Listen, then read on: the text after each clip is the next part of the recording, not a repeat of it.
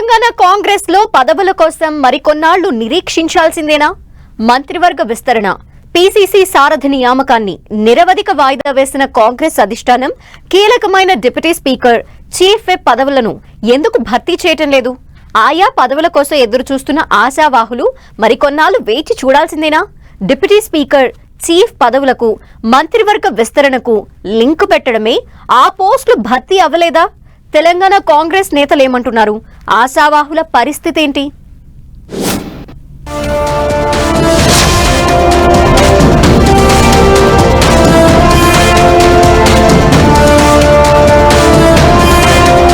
తెలంగాణలో కాంగ్రెస్ అధికారంలోకొచ్చి దాదాపు 8 నెలలు కావస్తోంది. 10 ఏళ్ల తరువాత అధికారంలోకొచ్చిన హస్తం పార్టీలో పదవుల కోసం చాలా మంది నాయకులు ఆత్రంగా ఎదురుచూస్తున్నారు. అందుకే నామినేటెడ్ పోస్టులను కూడా ఎన్నడూ లేనట్లు వేగంగా భర్తీ చేసింది సీఎం రేవంత్ రెడ్డి సర్కార్. అయితే కొన్ని విషయాల్లో స్పీడుగా నిర్ణయాలు తీసుకుంటున్న ప్రభుత్వం ముఖ్యమైన అంశాలపై ఎడతెగని జాప్యం చేస్తోందని కాంగ్రెస్ నేతలే అసంతృప్తి వ్యక్తం చేస్తున్నారు. రాష్ట్ర మంత్రిమండలిలో 18 మందికి అవకాశముండగా ప్రస్తుతం సీఎంతో సహా 12 మంది మాత్రమే ఉన్నారు. ఇంకా 6గురికి ఛాన్స్ ఉన్న మంత్రివర్గాన్ని విస్తరించకుండా పెండింగ్ లో పెట్టారు. ఇక మంత్రిమండలి విస్తరణనే కారణంగా చూపి పీసీసీ చీఫ్ ను నియమించలేదు.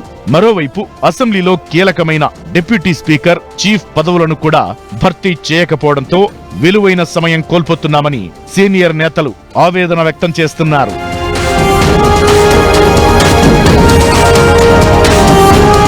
పదేళ్ల తరువాత ఎంతో కష్టపడి అధికారం సాధిస్తే అధిష్టానం జాప్యం చేయడం వల్ల ఆ అధికారాన్ని అనుభవించలేకపోతున్నామని ఎక్కువ మంది నేతలు ఆవేదన వ్యక్తం చేస్తున్నారు.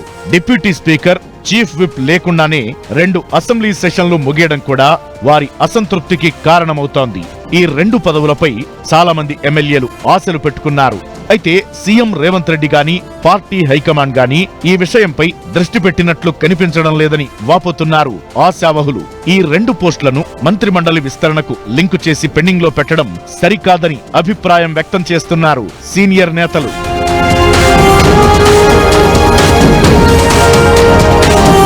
ప్రస్తుతం మంత్రివర్గ విస్తరణలో 6గురికి అవకాశముంది. కానీ ఆశావహులు మాత్రం డజను మంది ఉన్నారు. మంత్రివర్గ విస్తరణకు ప్రధానంగా సామాజిక సమీకరణాలు అడ్డొస్తున్నాయని సమాచారం. ప్రస్తుతం కేబినెట్ లో లంబాడా సామాజిక వర్గానికి అవకాశం దక్కలేదు.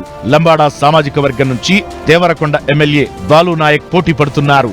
అదేవిధంగా ముదిరాజ్ సామాజిక వర్గం నుంచి ఒకరికి అవకాశమిస్తామని గతంలోనే సీఎం రేవంత్ రెడ్డి హామీ ఇచ్చారు. దీంతో మక్తల్ ఎమ్మెల్యే వాకిటి శ్రీహరి ఆశలు పెట్టుకున్నారు. ఉమ్మడి జిల్లాల వారీగా ఆదిలాబాద్, నిజామాబాద్, రంగారెడ్డి జిల్లాలకు కూడా అవకాశం దక్కలేదు. రంగారెడ్డి జిల్లాకు చెందిన మల్రెడ్డి రంగారెడ్డి, రామ్మోహన్ రెడ్డి వంటి సీనియర్లు మంత్రి పదవులపై ఆశలు పెట్టుకున్నారు. నిజామాబాద్ నుంచి సుదర్శన్ రెడ్డి, మదన్ మోహన్ రావు, ఆదిలాబాద్ నుంచి ప్రేమ్ సాగర్ రావు, ఉమ్మడి నల్లగొండ నుంచి కోమటిరెడ్డి రాజగోపాల్ రెడ్డి రేస్లో ఉన్నారు.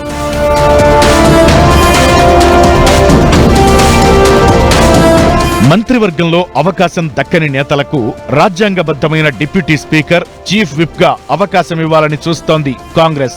కొందరు సీనియర్లకు, ముఖ్యంగా అవగాహన ఉన్న నేతలకు డిప్యూటీ స్పీకర్, చీఫ్ విప్ పోస్టులివ్వాలని చూస్తోందట. రంగారెడ్డి జిల్లాకు చెందిన సీనియర్స్ మల్రెడ్డి రంగారెడ్డి, రామ్మోహన్ రెడ్డిలో ఒకరికి మంత్రి పదవి, ఇంకొకరికి డిప్యూటీ స్పీకర్ లేదా చీఫ్ విప్ ఇవ్వాలనే ప్రతిపాదన ఉందంటున్నారు. అదేవిధంగా లంబాడా సామాజిక వర్గం నుంచి మంత్రివర్గంలో స్థానం ఆశిస్తున్న బాలు నాయక్ ను డిప్యూటీ స్పీకర్ చేస్తే ఎలా ఉంటుందనే ప్రతిపాదన పరిశీలిస్తోందంటున్నారు.